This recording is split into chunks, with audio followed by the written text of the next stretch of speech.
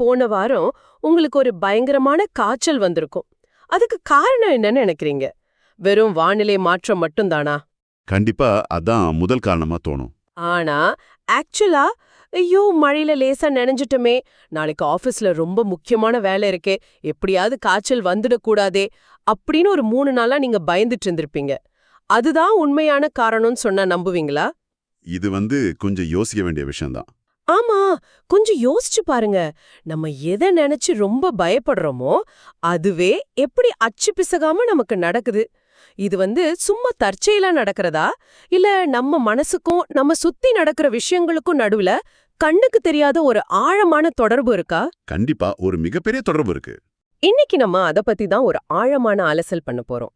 Ronda pine எழுதின ரொம்ப பிரபலமான the secret to love health and money அப்படிங்கிற புத்தகத்தில் இருக்கிற குறிப்புகள், கட்டுரைகள், அப்புறம் ஆராய்ச்சிகளை வச்சு ஒரு முழுமையான தேடலை இன்னைக்கு நம்ம நிகழ்த்த போறோம். சூப்பர், ரொம்ப இன்ட்ரெஸ்டிங்கான டாபிக் இது. ஆமா, அதாவது நம்ம எண்ணங்கள் எப்படி நம்ம உறவுகளை, நம்ம ஆரோக்கியத்தை, ஏன் நம்ம பாக்கெட்ல இருக்கிற பணத்தை கூட எப்படி தீர்மானிக்குது அப்படிங்கறத பார்க்க போறோம். இது ஏதோ காத்துல வித்த காட்டுற மாயாஜாலம் கிடையாது. இதை நம்ம அறிவியலோட பொருத்தி பார்க்க போறோம். மிகச்சரியான தொடக்கம்.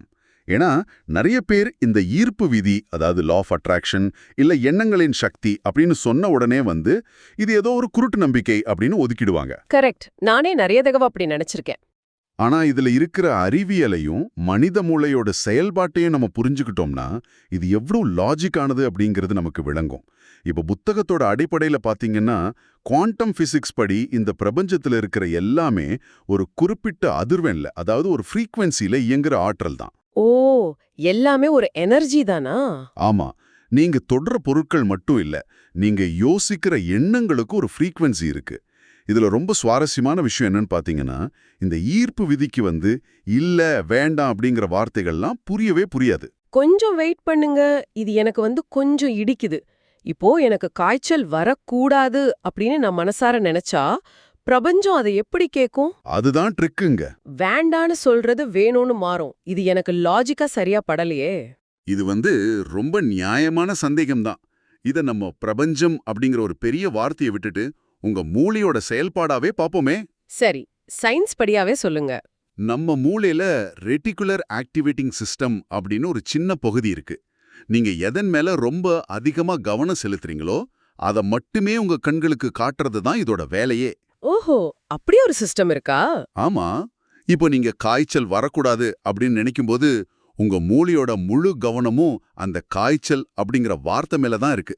நீங்க பயப்படும் போது உடம்புல ஸ்ட்ரெஸ் லெவல் கூடுது, நோய் எதிர்ப்பு சக்தி ஆட்டோமேட்டிக்கா குறையுது. கடைசியில நான் பயந்ததே நடந்துடுது. எக்ஸாக்ட்லி. பிரபஞ்சமும் இதை தான் செய்து, உங்க ஃபோக்கஸ், உங்க கவனம் எதுல இருக்கோ அந்த ஃப்ரீக்வன்சியை நோக்கி அது உங்களை அப்படியே இழுத்துட்டு போகுது. அப்ப நம்ம எதை தவிர்க்கணும்னு நினைக்கிறோமோ அதையே உன்னிப்பா கவனிக்கிறதால நாமே அதை செயல்படுத்துறோம்னு சொல்றீங்க. அருமை. ஆனா எனக்கு ஒரு டவுட். சும்மா ஒரு விஷயத்த மனசுக்குள்ள நினைச்சுக்கிட்டே இருந்தா மட்டும் அது நடந்துடுமா? அப்படி மட்டும் சொல்லிட முடியாது. நான் இதுக்கு ஒரு உதாரணம் சொல்றேன். எண்ணங்கள் அப்படிங்கிறது ஒரு ராக்கெட்னு வச்சுப்போம். அந்த ராக்கெட்ல எவ்வளோ பெரிய டெக்னாலஜி இருந்தாலும் அது பறக்கிறதுக்கு ஃபியூவல், அதாவது எரிபொருள் தேவையில்ல? கண்டிப்பா தேவை. அந்த எரிபொருள் தான் நம்மளோட உணர்வுகள், ஃபீலிங்ஸ். நம்ம எதை நம்புறோமோ, எந்த விஷயத்த ரொம்ப ஆழமான உணர்வோட ஒரு நம்பிக்கையோட நினைக்கிறோமோ அதுதான் நிஜமாகுது. நான் சொல்றது கரெக்ட் தானே? 100% மிக துல்லியமான ஒப்பீடு இது. உங்க எண்ணங்களுக்கு உயிர் கொடுக்கறதே உங்க ஃபீலிங்ஸ் தான். நீங்க ஒரு விஷயத்த மேலோட்டமா சும்மா நினைக்கிறதும் அது நடந்துடுச்சு அப்படின்னு ஆழமா ஃபீல் பண்றதும் வேற வேற. ரெண்டுக்கும் நிறைய வித்தியாசம் இருக்கு. ஆமா, உங்க உணர்வுகளை கவனிக்கிறது மூலமாவே நீங்க எந்த திசையில போயிட்டு இருக்கீங்கன்னு நீங்களே அளவிட்டுக்கலாம். நீங்க ரொம்ப சந்தோஷமாவும் மனநிறைவாவும் ஃபீல் பண்ணும்போது உங்களுக்கு நல்ல விஷயங்கள் ஈர்க்கப்படுது. அதே பதட்டமா இருக்கும்போது, பதட்டமாவும் பயமாவும் ஃபீல் பண்ணும்போது உங்களுக்கு நீங்களே இன்னும் நிறைய சிக்கல்களை தேடிக்கிறீங்க. சரி, எனக்குள்ள நடக்கிற இந்த எண்ண ஓட்டங்கள் என் வாழ்க்கையை மாத்தும் அப்படிங்கறத நான் ஒத்துக்கிறேன். ஆனா இந்த எண்ணங்கள் மத்தவங்க கூட இருக்கிற உறவுகளை எப்படி மாத்தும்? இங்கதான் எனக்கு ஒரு பெரிய சந்தேகம் வருது. என்ன சந்தேகம் அது? இப்போ என் மூளைக்குள்ள நடக்கிறது எனக்கு வேலை செய்யும். ஆனா என் மனைவியையோ இல்ல என் நண்பர்களையோ நான் உங்ககிட்ட எதுவுமே பேசாம என் ரூம்ல உட்கார்ந்துகிட்டு என் எண்ணங்களை மாத்துறது மூலமா மட்டுமே எப்படி சரி செய்ய முடியும்? இது நிஜமாவே சாத்தியமா? கேட்கறதுக்கு நம்ப முடியாத மாதிரி தான் இருக்கும். ஆனா இது சாத்தியம் மட்டும் இல்ல, இதுதான் பல உறவுகள்ல தினமும் நடந்துகிட்டே இருக்கு. அப்படியா?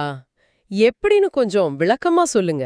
இத நம்ம கொஞ்சம் பெருசா பார்ப்போம். உறவுகள் அப்படிங்கிறது அடிப்படையில ஒரு கண்ணாடி மாதிரி தான். நீங்க மத்தவங்க மேல இருக்கிற குறைகளை மட்டுமே நினைக்கும்போது, நீங்க தொடர்ந்து ஒரு அதிருப்தி அப்படிங்கிற மனநிலையிலே இருக்கீங்க. ஆ, எப்போ பார்த்தாலும் ஒரு கம்ப்ளைண்ட் பண்ற மனநிலை. ஆமா. அந்த அதிருப்தி ஈர்ப்பு விதியின்படி இன்னும் பல குறைகளையே உங்களுக்கு திருப்பி காட்டுது. புத்தகத்துல சொல்லப்பட்ட ஒரு இன்சிடென்ட் எடுத்துப்போம். விவாகரத்து வரைக்கும் போன ஒரு பெண்ணோட திருமண வாழ்க்கை. அவங்களுக்கு தான் கணவர் மேல அடுக்கடுக்கான புகார்கள். ஓ, ரொம்ப மோசமான நிலைமையில இருந்திருக்காங்க.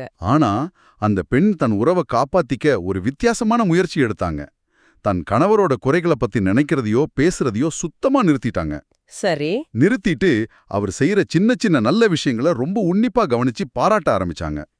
ஒரு நிமிஷம் வெயிட் பண்ணுங்க. இது கொஞ்சம் ஆபத்தான ஐடியாவா படல? ஒருவர் செய்யற தப்பையெல்லாம் கண்டுக்காம வெறும் நல்லத மட்டும் பாக்குறது ஒரு விதமான போலித்தனமான பாசிட்டிவிட்டி, அதாவது டாக்ஸிக் பாசிட்டிவிட்டி மாதிரி இல்லையா? நிறைய பேர் அப்படிதான் நினைப்பாங்க. அந்த பெண் தன் கணவரை திருத்தாமலே எப்படி பிரச்சனை தீர்ந்தது? இங்கதான் அந்த உளவியல் தந்திரம் செயல்படுது. அந்த பெண் தன் கணவரை மாத்துறதுக்கு எந்த பிரஷரும் கொடுக்கல. ஆனா அவங்க கம்ப்ளைண்ட் பண்றதை நிறுத்திட்டு நல்லத பார்க்க ஆரம்பிச்சதும் அவங்களோட பாடி லாங்குவேஜ் அப்படி மாறுச்சு. ஓஹோ, அவங்க அணுகுமுறையே மாறிடுச்சே. ஆமா, அவங்க பேசுற குரலோட டோன் மாறுச்சு, கணவரை பார்க்கற பார்வை மாறுச்சு. இந்த சின்ன சின்ன மாற்றங்களை மனித மூளை ரொம்ப ஈஸியா கண்டுபிடிச்சிடும். அது உண்மைதான். நமக்கே யாராவது கோபமா இருந்தா டக்குன்னு தெரிஞ்சிடுமே. எக்ஸாக்ட்லி. அந்த கணவர் தன் மனைவி எப்ப பார்த்தாலும் தப்பு கண்டுபிடிப்பாங்க அப்படிங்கிற ஒரு தற்காப்பு மனநிலையிலிருந்து வெளியே வந்தாரு. அவங்க காட்டின அன்பும் மரியாதையும் அவர் அறியாமலேயே அவர்கிட்டயும் நல்ல மாற்றங்களை உருவாக்கிச்சு. Wow, super. கணவர் மறுபடியும் அந்த பெண் மேல அன்பு காட்ட ஆரம்பிச்சிட்டார். உங்க எண்ணம் மாறும்போது உங்க ஆக்ஷன்ஸ் மாறுது. அது மத்தவங்களோட ரியாக்ஷனை முழுமையா மாத்திருது. ஆஹா, இது நல்லா இருக்கே. நான் என்னோட அணுகுமுறைய மாத்தும்போது எதிரில இருப்பவர் அதுக்கு தகுந்த மாதிரி மாற வேண்டிய ஒரு சூழலை நாமே உருவாக்கிடுறோம். இப்ப எனக்கு நல்லா புரியுது. அதான் இதோட சீக்ரெட். மூலக்குறிப்புகள்ல இருந்த இன்னொரு நிகழ்வும் எனக்கு இப்ப ஞாபகத்துக்கு வருது. பல மாசமா பேசாம பிரிஞ்சிருந்த 2 தோழிகள். அதுல ஒரு தோழி தாம் வாழ்க்கையில இருக்கிற நல்ல விஷயங்கள் எல்லாம் நினைச்சு தாம் மனச ரொம்ப சந்தோஷமான ஒரு நிலைக்கு கொண்டு போனாங்க. ஆமா, அந்த கிராட்டிடியூட் எக்ஸசைஸ். கரெக்ட். அன்னைக்கு நைட்டே எந்த ஒரு தொடர்பும் இல்லாம இருந்த அந்த இன்னொரு தோழி கிட்ட இருந்து என்ன மன்னிச்சிடு, நம்ம மறுபடியும் பேசலாம் அப்படின்னு மெசேஜ் வந்துச்சு. இது எப்படி சாத்தியமாச்சு? 2 பேரும் எந்த கம்யூனிகேஷனுமே வச்சுக்கலையே. இது புரிஞ்சிக்க நம்ம மறுபடியும் அந்த ஃப்ரீக்வன்சி அப்படிங்கிற கான்செப்டுக்கு தான் போனோம். அந்த 2 தோழிகளும் பிரிஞ்சதுக்கு காரணமே அவங்களோட மனநிலையும் எண்ணங்களும் ஒண்ணுக்கு ஒண்ணு முரண்பட்டதுனால தான். 2 பேருக்கும் செட் ஆகல. ஆனா ஒரு தோழி தன் மனசை ரொம்ப பாசிட்டிவான சந்தோஷமான நிலைக்கு உயர்த்தினப்போ அவங்களுக்குள்ள ஒரு ஆழமான அமைதி பிறந்துச்சு. அந்த அமைதி அவங்கள சுத்தி இருக்கிற மொத்த எனர்ஜியும் மாத்திடுச்சு. அப்போ அந்த எனர்ஜி இன்னொருத்தருக்கு பாஸ் ஆகுமா? இது வெறும் கற்பனை இல்லைங்க. நீங்க ரொம்ப சந்தோஷமா இருக்கும்போது நீங்க வெளிப்படுத்துற வைப்ரேஷன்ஸ், அதாவது அதிர்வுகள், பழைய நல்ல உறவுகளை தானாவே உங்களை நோக்கி ஈர்க்கும் தன்மை கொண்டது. ஆனா இது எல்லாத்துக்கும் மேல ஒருத்தருக்கு முதல்ல தன் மேல தனக்கே ஆழமான அன்பு இருக்கணும். அதாவது செல்ஃப் லவ். ஆனா தன்னைத்தானே காதலிக்கிறது இல்லனா நேசிக்கிறது ஒரு சுயநலம் அப்படின்னு பலரும் நினைக்கிறாங்க. இத பத்தி நீங்க என்ன நினைக்கிறீங்க? அது முற்றிலுமா ஒரு தவறான புரியல். உங்களை நீங்களே நேசிக்கலன்னா பிரபஞ்சத்துக்கும் உங்களை சுத்தி இருக்கிற மனிதர்களுக்கும் நீங்க என்ன மெசேஜ் அனுப்புறீங்க தெரியுமா? என்ன மெசேஜ்? நான் அன்பை பெற தகுதியற்றவன், என்னை யாரும் மதிக்க தேவல்ல அப்படிங்கிற செய்தியை தான் நீங்க அனுப்புறீங்க. ஓ, அது ரொம்ப தப்பான ஒரு வைப்ரேஷன் ஆச்சே. ஆமா, உங்களை நீங்க முதல்ல மதிக்கலனா உங்களை அவமதிக்கக்கூடிய மனிதர்களை தான் நீங்க உங்க வாழ்க்கையில ரொம்ப அதிகமா இருப்பீங்க. அதனால உறவுகளை மேம்படுத்துறதுக்கான முதல் படியே உங்களை நீங்க முழுமையா ஏத்துக்கிட்டு நேசிக்கிறது தான். மிகச் சிறப்பான விளக்கம். மத்தவங்கள மாத்துறதுக்கு முன்னாடி நம்மள நாமே மாத்திக்கணும் அப்படிங்கறது இப்ப ரொம்ப தெளிவா புரியுது. சரி, இப்போ உறவுகளை சரி பண்ணிட்டோம். அடுத்து உடலையும் ஆரோக்கியத்தையும் பத்தி பேசுவோம். கண்டிப்பா. மனித உடம்புக்குள்ள நடக்கிற ரசாயன மாற்றங்களை வெறும் எண்ணங்கள் மாத்திர முடியுமா? உடைந்த எலும்பையோ இல்ல தீராத வலியையோ சும்மா நினைக்கிறது மூலமா குணமாக்க முடியுமா? நான் இத ஒரு கம்ப்யூட்டரோட ஆபரேட்டிங் சிஸ்டம் கூட ஒப்பிட விரும்புறேன். ஓ, நல்ல கம்பேரிசன். சொல்லுங்க. நம்ம ஆழ்மனம், அதாவது சப்கான்ஷியஸ் மைண்ட் அப்படிங்கிறது ஒரு கம்ப்யூட்டர் மாதிரி. நம்ம புதிய எண்ணங்கள் மூலமா பழைய நோய்களோட புரோகிராம்களை மாத்தி எழுத முடியுமா? நிச்சயமா முடியும். எப்படி நம்ம ஆரோக்கியத்தை நாமே உருவாக்குறது அப்படிங்கிற கேள்விக்கான விடை கற்பனை செய்தல், அப்புறம் முழுமையா நம்புதல் இதுல தான் அடங்கி இருக்கு. அதாவது விஷுவலைசேஷன். சும்மா கற்பனை செஞ்சா போதுமா? இதுல ஒரு மிக முக்கியமான அறிவியல் உண்மை என்னன்னா, மனித மூளையால நிஜத்துல நடக்கிற ஒரு விஷயத்துக்கும் நீங்க கண்களை மூடிக்கிட்டு மிக துல்லியமா கற்பனை செய்யற ஒரு விஷயத்துக்கும் உள்ள வித்தியாசத்தை கண்டுபிடிக்கவே முடியாது. நிஜமாவா? மூளைக்கு நிஜத்துக்கும் கற்பனைக்கும் வித்தியாசம் தெரியாதா? இத எப்படி சயின்டிஃபிக்கா நிரூபிக்க முடியும்? எனக்கு நம்பவே கொஞ்சம் கஷ்டமா இருக்கே. ரொம்ப ஈஸியா நிரூபிக்கலாம். விண்வெளி வீரர்களுக்காகவும் ஒலிம்பிக் தடகள வீரர்களுக்காகவும் பயன்படுத்தப்பட்ட ஒரு பரிசோதனையை டெனிஸ் வெயிட்லி அப்படிங்கிற மனநல நிபுணர் விளக்குறாரு. என்ன பரிசோதனை அது? மைக்கேல் பெல்ப்ஸ் மாதிரியான உலகத்தரம் வாய்ந்த நீச்சல் வீரர்கள் இருக்காங்க இல்லையா, அவங்க நிஜத்துல நீந்துறதுக்கு முன்னாடி மனசுக்குள்ள பந்தயத்துல ஓடுறது போலவும் நீந்துறது போலவும் ஒவ்வொரு அசைவையும் ரொம்ப துல்லியமா கற்பனை செய்வாங்களாம். ஓ, மனசுக்குள்ளேயே ஒரு பிராக்டிஸ் மாதிரி. கரெக்ட். அப்படி அவங்க கற்பனை செய்யும்போது, அவங்க நிஜமா ஓடும்போது தசை நார்கள்ல எந்த மாதிரியான மின்னோட்டம் பாயுமோ அதே மின்னோட்டம் அவங்க சும்மா நாற்காலியில உட்கார்ந்திருக்கும் போதும் பாய்ஞ்சதா மருத்துவ கருவிகள் மூலமா கன்ஃபார்ம் பண்ணிருக்காங்க. வாவ், இது ரொம்ப ஆச்சரியமா இருக்கு. மனசால ஒரு இடத்துக்கு போக முடிஞ்சா உடம்பாலையும் அங்க போக முடியும். அந்த மகிழ்ச்சி பூச்சிகள், அதாவது ஜாய் பக்ஸ் அப்படின்னு சொல்லப்பட்ட ஒரு உதாரணம் எனக்கு ரொம்ப ரொம்ப பிடிச்சிருந்தது. ஆமா, அது ரொம்ப பவர்ஃபுல்லான ஒரு கதை. முதுகு தண்டுகள வலியால அவதிப்பட்ட ஒரு பெண் நிறைய மெடிக்கல் ட்ரீட்மெண்ட் எடுத்தும் எதுவுமே செட் ஆகாத நிலைமையில ஒரு விசித்திரமான கற்பனையை பண்ணாங்க. அவங்க உடம்புல இருக்கிற செல்களை எல்லாம் மகிழ்ச்சி பூச்சிகள் அப்படிங்கிற குட்டி பூச்சிகளா கற்பனை செஞ்சாங்க. ஆமா, கேட்டிருக்கேன். அந்த பூச்சிகள் தான் உடம்புக்குள்ள போய் அந்த தண்டுவடத்தோட வலிய அப்படியே கடிச்சு குதறி குணப்படுத்துறதா அவங்க தினமும் மனசார நம்புனாங்க. அந்த அதிநவீன கற்பனை மூலமா அவங்க அந்த நாள்பட்ட வலியிலிருந்து சுத்தமா குணமடைஞ்சாங்க. நிஜமாவே ஒரு மிராக்கிள் தான் அது. இது எப்படி வேலை செய்யுது? அந்த பூச்சிகள் நிஜமாவே அவங்க உடம்புல உருவாச்சா என்ன? இல்லல, பூச்சிகள்லாம் உருவாகல. ஆனா அந்த பெண்ணோட மூளையில மிகப்பெரிய மாற்றம் உருவாச்சு. நாள்பட்ட வலியால அவதிப்படும் போது மனித உடல் எப்ப பார்த்தாலும் ஒரு விதமான பதற்ற நிலையிலே இருக்கும். ஆமா, ஒரு ஸ்ட்ரெஸ் இருந்துகிட்டே இருக்கும். அந்த பதட்டம் மன அழுத்த ஹார்மோன்களை சுரந்து வலியை இன்னும் அதிகமாக்கும். ஆனா அந்த பெண் எப்போ தன்னோட வலியை குணப்படுத்துற அந்த பூச்சிகளை கற்பனை செய்ய ஆரம்பிச்சாங்களோ, அப்போ அவங்க மூளை அந்த பதட்ட நிலையிலிருந்து வெளியே வந்து ரொம்ப ஆழமான ஒரு ரிலாக்ஸ் ஸ்டேட்டுக்கு போச்சு. ஓ, மைண்ட் ரிலாக்ஸ் ஆயிடுச்சு. ஆமா, அந்த நம்பிக்கையே உடலோட இயற்கையான வலி நிவாரணிகளான எண்டோர்ஃபின்களை சுரக்க வச்சுது. அவங்க அடிப்படையில தன் ஆழ்மனசுக்கு புதிய கட்டளைகளை கொடுத்தாங்க. இதே போல இன்னொரு நெகிழ்ச்சியான உதாரணமும் இருக்கு. சொல்லுங்க, கேப்போம். தீவிர சிகிச்சை பிரிவுல ஐசியூல இதய துடிப்பு ரொம்ப மோசமான நிலைமையில இருந்து ஒரு அப்பா. டாக்டர்களே கைவிட்டுட்டாங்க. ஆனா அவரு தங்கிட்ட ஒரு ஆரோக்கியமான இதயம் இருப்பதாகவும் அது ரொம்ப சீரா துடிப்பதாகவும் தொடர்ந்து விஷுவலைஸ் பண்ணாரு. அந்த நிலைமையில கூடவா? கிரேட். அவர் அந்த உணர்வை எந்த அளவுக்கு நம்பினாருன்னா, அவரோட உடல் அந்த புதிய கட்டளைக்கு கீழ்ப்படிஞ்சு மெல்ல மெல்ல குணமடைய ஆரம்பிச்சது. இத கேக்கும்போது எனக்கு ஒரு சின்ன நெருடல் வருது. என்னன்னு சொல்லுங்க. நம்ம எண்ணங்கள் தான் உடம்போட நோயை தீர்மானிக்குது அப்படின்னா, ஒருத்தருக்கு கேன்சரோ இல்ல வேற ஏதோ கொடிய நோயோ வந்தா அது அவங்க செஞ்ச குற்றமா, அவங்க தப்பா யோசிச்சதால தான் அது வந்ததா? இது அவங்கள குற்றவாளி ஆக்குறது போல இருக்கே. இது ரொம்ப ரொம்ப முக்கியமான ஒரு கேள்வி. இது நம்ம ரொம்ப கவனமா கையாளணும். ஒருத்தருக்கு நோய் வர்றதுக்கு சுற்றுப்புற மரபணு அப்படின்னு பல காரணங்கள் இருக்கலாம். யாருமே விரும்பி எனக்கு நோய் வேணும்னு வரவழைக்கிறது கிடையாது. ஆமா, அது யாருமே பண்ண மாட்டாங்க. ஆனா புத்தகம் என்ன சொல்லுதுன்னா, அந்த நோய் வந்த பிறகு உங்களோட எண்ணங்கள் எப்படி இருக்கு அப்படிங்கிறது தான் நீங்க குணமடைறத தீர்மானிக்குது. நான் நோயாளி, எனக்கு வலி முற்றிடுச்சு அப்படின்னு நோயை பத்தியே நினைச்சுக்கிட்டு இருந்தா உங்க உடல் இன்னும் கொஞ்சம் தளர்கிறது. ஓ, அதான் அந்த ஃபோக்கஸ். ஆமா மா, நீங்க ஆரோக்கியமா இருக்கிறது போல கற்பனையில திளைக்கும்போது உங்க உடம்பு குணமடைறதுக்கான முழு ஆற்றலையும் திரட்டுது. இது அவங்களுக்கு குற்ற உணர்வை ஏற்படுத்துறதுக்காக சொல்லப்படல. உங்க ஆரோக்கியத்தை உங்க கைகள்ல எடுத்துக்கிற அதிகாரத்தை உங்களுக்கு கொடுக்கறதுக்காக சொல்லப்படுற விஷயம். மிகப்பெரிய ஒரு தெளிவு கிடைச்சது இதுல. உடல் நலம் அப்படிங்கிறது நம்ம கைகள்ல தான் இருக்கு. சரி, இப்போ உள்ளத்தையும் உடலையும் குணப்படுத்தின பிறகு எல்லாரும் ரொம்ப விரும்புற அந்த முக்கியமான பகுதிக்கு வருவோம். செல்வம், பணம். ஆமா, இதுதான் எல்லாரும் காத்துக்கிட்டு இருக்கிற டாபிக். இந்த ஈர்ப்பு விதியை பயன்படுத்தி செல்வத்தை எப்படி ஈர்க்கிறது? நான் சமூகத்துல ஒரு விஷயத்த கவனிச்சுட்டு வரேன். மக்கள் எப்போ பேசினாலும் பொருளாதார மந்தநிலை, அதாவது ரிசெஷன் பத்தியே பேசுறாங்க. ஆமா, ரொம்ப நெகட்டிவா பேசுவாங்க. எப்போ பார்த்தாலும் பில்ல கிட்ட காசு இல்ல, விலைவாசி ஏறிடுச்சு, வேலை போயிடுமோ அப்படின்னு பயந்துட்டே பேசுறாங்க. இது வேண்டாங்கிற பொருளாதாரம், அதாவது டோன்ட் வாண்ட் ரிசெஷன். இதை எப்படி மாத்துறது? மக்கள் பணத்தை பத்தி நினைக்கும்போது பெரும்பாலும் தங்கிட்ட இருக்கிற பற்றாக்குறைய தான் நினைக்கிறாங்க. பற்றாக்குறைய பத்தி நினைச்சா அந்த குறைபாடு தான் இன்னும் பெருகும். அப்போ என்ன பண்ணணும்? செல்வத்தை ஈர்க்க நீங்க என்கிட்ட போதுமான அளவு இருக்கு அப்படிங்கிற ஒரு நிறைவான உணர்வை வெளிப்படுத்தணும். இதுக்காக நீங்க எடுக்கிற முயற்சிகளை நாம 2 வகையா பிரிக்கலாம். ஒன்னு கட்டாயப்படுத்தப்பட்ட செயல், அதாவது ஃபோர்ஸ்ட் ஆக்ஷன். இன்னொன்னு ஊக்கமளிக்கும் செயல், இன்ஸ்பயர்ட் ஆக்ஷன். இது ஒரு அருமையான பிரிவினை. கட்டாயப்படுத்தப்பட்ட செயல்னா நீரோட்டத்துக்கு எதிரா நீந்துற மாதிரி இல்லையா? ரொம்ப கஷ்டமா இருக்கும், பல நேரங்கள்ல சோர்வை கொடுக்கும். ஆனா ஊக்கமளிக்கும் செயல் அப்படிங்கிறது நீரோட்டத்தோட ரொம்ப இயல்பா பயணிக்கிறது. சரியா சொன்னீங்க.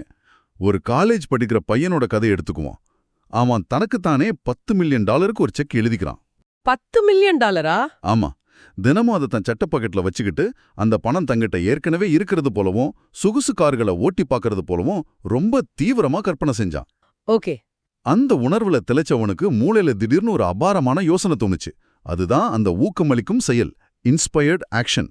அந்த யோசனை மூலமா அவன் ஒரு ஆப் உருவாக்குனான். கொஞ்ச காலத்துல அந்த ஆப்பை ஒரு பெரிய கம்பெனி விலைக்கு வாங்குச்சு. எவ்வளோ விலைக்குன்னு தெரியுமா? எனக்கு தெரியும்.